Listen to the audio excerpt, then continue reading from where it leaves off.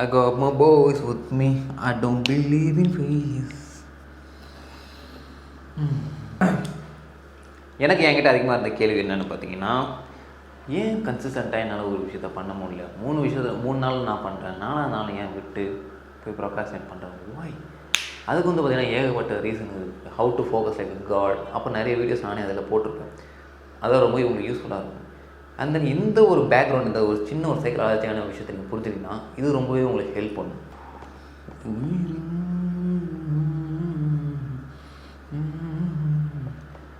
Familiarity. உங்கள் பிரெயினை பார்த்தீங்கன்னா உங்களுக்கு எது நல்லது கெட்டதுலாம் பார்க்காது, இது சரி தவறுலாம் பார்க்காது. அதை பொறுத்த வரைக்கும் it works based on the familiarity. It just works doesn't work on the logic. ஏன்னா லாஜிக் இருந்துச்சுன்னா நீங்கள் பேட் ஹேபிட்டாக பண்ண மாட்டீங்க. It's works on the familiarity and unfamiliarity. ஒரு விஷயம் உங்களுக்கு ரொம்ப அன்ஃபெமிலியராக இருக்குது, அதாவது தெரியாததாக இருக்குது, இது வரைக்கும் நீங்கள் பழகாத விஷயமா இருந்துச்சுன்னா ஆட்டோமேட்டிக்காக அதை செக் பண்ணுவீங்க. ஒரு விஷயம் ரொம்பவே ஃபெமிலியராக இருந்துச்சுன்னா அதை அப்படியே உங்கள் லைஃப்பில் வரவே வைப்பீங்க.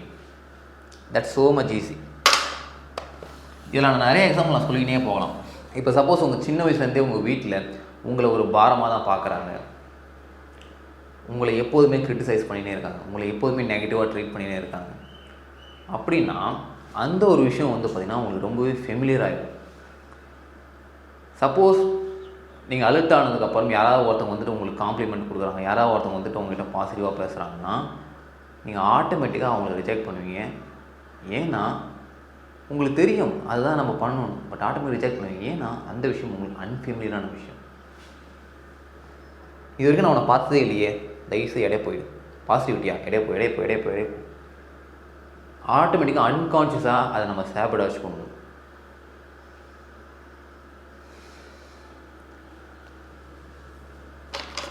எந்த குழந்தையும் நல்ல குழந்தைய தான் மண்ணில் பிறக்கையிலே, அது நல்லவராகவும் தீயவராகவும் அன்னை வளர்ப்பினிலே.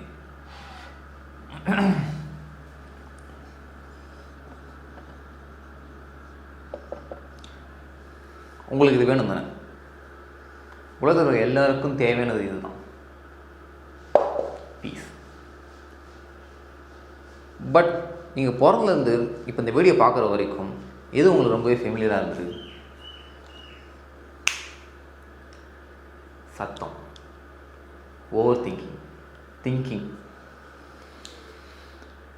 நீங்கள் சின்ன வயசுலேருந்து எல்லாத்தையுமே ஓவர் திங்க் பண்ணிங்களா இல்லையா?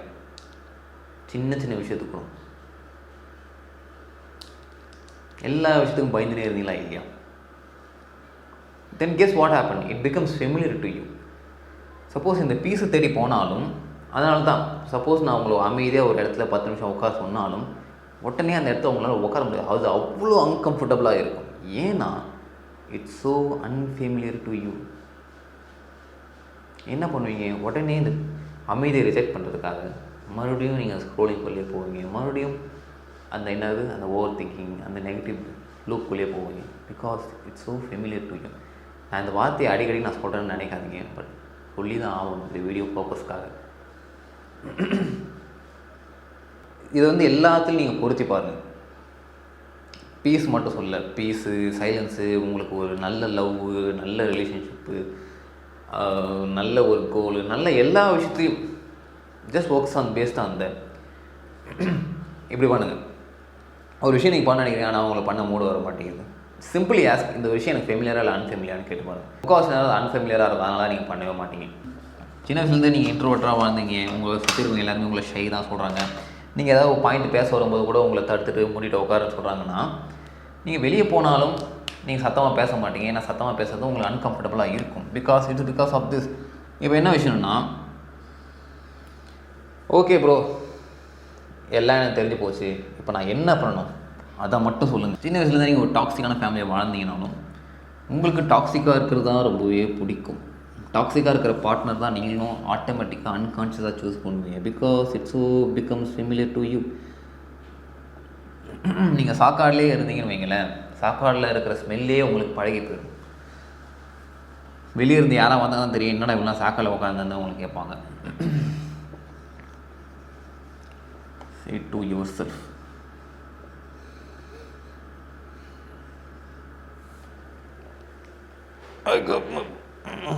புது ஹேபிட்டை நீங்கள் ஃபாலோ பண்ணுறீங்க. எக்ஸாம்பிள் காலையில் நீங்கள் 5 மணிக்கு எழுந்தணும் பிளான் பண்ணுறீங்க.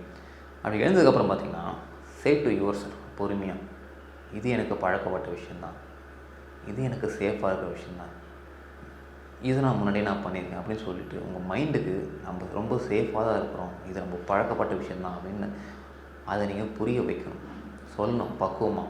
ஹேய் கேளு அப்படின்னு சொல்லிட்டு ஃபைட் பண்ணக்கூடாது. நம்ம எந்த ஒரு விஷயத்தையும் ஃபோர்ஸை யூஸ் பண்ணக்கூடாது.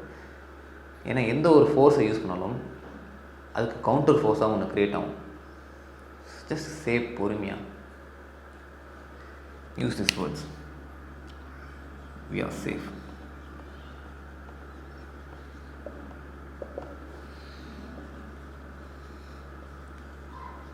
We are familiar to this.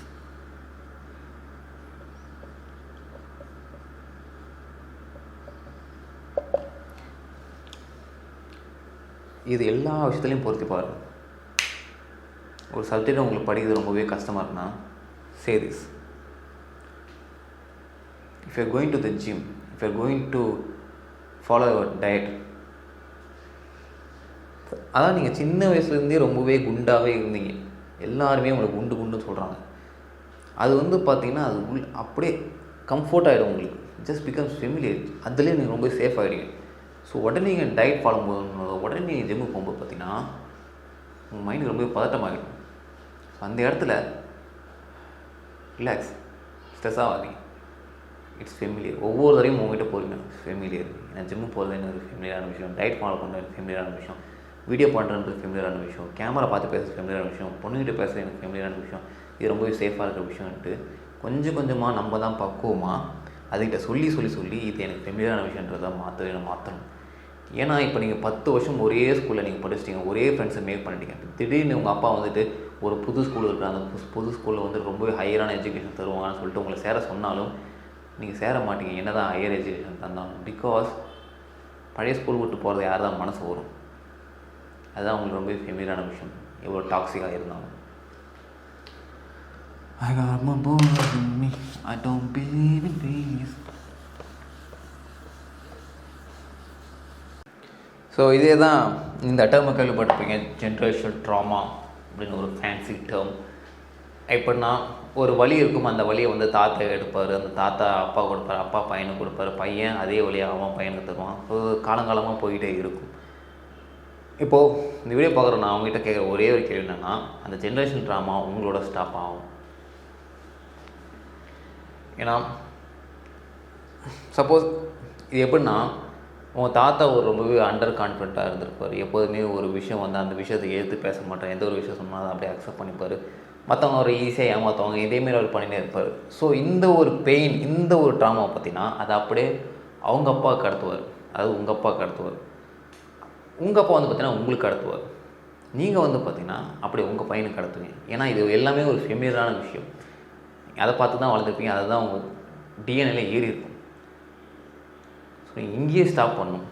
Okay, இது வரைக்கும் அண்டர் கான்ஃபிடென்ட்டாக இருக்கிறது தான் எனக்கு ரொம்பவே ஃபெமிலியராக இருந்துச்சு, இப்போ வந்து நான் ரொம்பவே கான்ஃபிடென்ட்டாக மாற போகிறேன், அதுதான் நான் ஃபெமிலியராக மாற்ற போகிறேன், அது மாற்றினதுக்கப்புறம் என் பையனை நான் அதை மாற்ற போகிறேன்ட்டு நீங்கள் தான் நடுவில் இறங்கி அதை மாற்றணும். நீங்கள் you have to take responsibility. இதை நீங்கள் சூஸ் பண்ணலை, பட் உங்களை சூஸ் பண்ணிட்டாங்க. ஏன்னா இப்போ நீங்கள் ஜஸ்ட்டு ரொம்பவே லோ எக்கானமிக் ஸ்டேட்டஸ் அப்படின்னு பார்த்தீங்கன்னா, அப்படின்னு நான் சொல்ல விரும்பலை. பட் சில பீப்புளெலாம் பார்த்தீங்கன்னா, இப்போ for example out of the blue, இப்போது உங்கள் வீட்டில் வந்து பார்த்தீங்கன்னா நம்ம எல்லோரும் பார்த்து வளர ஃபஸ்ட்டு ரிலேஷன்ஷிப் வந்து நம்ம அப்பா அம்மா ரிலேஷன்ஷிப் தான். சப்போஸ் உங்கள் அப்பா அம்மா வந்து சின்ன வயசில் இருந்துட்டு 2 பேரும் அதிகமாக சண்டை போட்டுன்னு ரொம்பவே அப்யூசிவாக பேசின்னு இருக்காங்கன்னு வைங்களேன், it become so familiar to you. நீங்களும் பெருசான உடனே மேபி ஹீ ஆர் ஷீ உங்கள் பார்ட்னரை கிட்ட நீங்கள் வந்துட்டும் அப்யூசிவாகவும் எமோஷ்னல் மேனிப்புலேஷனாகவும் இல்லை அவங்க ஃபிசிக்கலாக அடிக்க ஆரம்பிச்சுருவீங்க. Yeah, it's a bad thing, but it's a familiar thing. நிறைய இந்த கேஸை நீங்கள் பார்த்துருப்பீங்க. அவங்களே அதை செய்யக்கூடாதுன்னு நினைப்பாங்க, ஆட்டோமேட்டிக்காக அன்கான்ஷியஸாக செய்வாங்க. பிகாஸ் அவங்க அதை பார்த்து தான் வளர்ந்தாங்க, அதுதான் அவங்களுக்கு ஃபெமிலியரான விஷயம். அவங்களுக்கு அதை தவிர வேறு எப்படி லவ் காட்டுறதுனே அவங்களுக்கு தெரியாது. அவங்கள பற்றி லவ்னாலே அப்யூசிவாக பேசுறது, அடிக்கிறது, அதுதான் அவங்கள பற்றி இருக்கும் லவ்வே. பிகாஸ் அகெயின் சொல்கிறேன் தான் பாணிச்சிட்டேன், because they are so familiar. அதாவது அந்த அந்த சுச்சுவேஷன், அதாவது அந்த சுச்சுவேஷனே அவங்களுக்கு ரொம்ப ஃபெமிலியர் ஆச்சு சின்ன வயசுலேருந்து பார்த்து. இன்னும் நீங்கள் சில பேர்லாம் பார்த்துருப்பீங்க, எப்போதுமே ஒரு பெயினே ரொம்ப விரும்புவாங்க, பார்த்துருக்கீங்களா? மேபி அது நீங்களாக கூட இருக்கலாம். பெயினை ரொம்பவே விரும்புவாங்க. ஏன்னா சின்ன வயசுலேருந்து அவங்க பெயினை மட்டுமே பார்த்து வாழ்ந்துருப்பாங்க, நெகட்டிவாகவே வாழ்ந்துருப்பாங்க. இப்போ நீங்கள் உடனே நான் வந்து அந்தமாரி ஆட்களை வந்து காப்பாற்ற போகிறேன், திருத்த போகிறேன்னு கிளம்புனீங்கன்னு வைங்களேன், அவங்க திருந்த மாட்டாங்க, உங்களையும் அந்த பெயினுக்குள்ளே இழுத்து வர தான் பார்ப்பாங்க. So just get away from them, escape from them, don't try to change them. ஏன்னா தாகமே எடுக்காதன்ட்டு ஒருத்தர் தண்ணி கொடுத்தா அவன் குடிக்க போகிறேன் நான். ஸோ மாற்றம் அந்த சிந்தனை வந்தால் போதும். So I'm just asking you, அந்த ஜென்ரேஷன் பெயின், அந்த ஜென்ரேஷன் ட்ராமா எல்லாமே உங்களோட நிக்கட்டும்.